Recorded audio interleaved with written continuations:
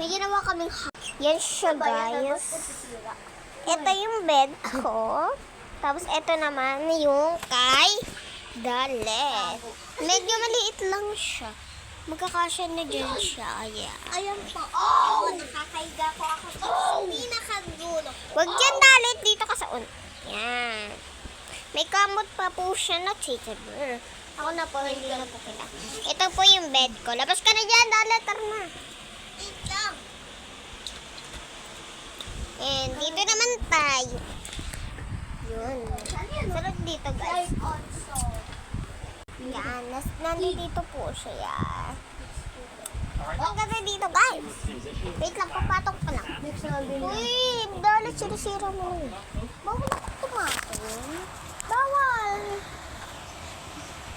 Tatali natin to siya. Diyan ka sa labas. Yan. Oh, yun. Ay! Nakaharang ka pa rin. Ipon ka na naman. Ako ba yun? Uy, huwag ka nga dyan pumapit.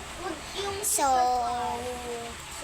dito na yung house na naman sa'yo. And, po kami magtawagan ni Dalet dito. Yan. Bubuksan niya na lang. And meron din dito. Wait lang nga. Huwag mo na kunin, Dalet. Ako na. Ako na.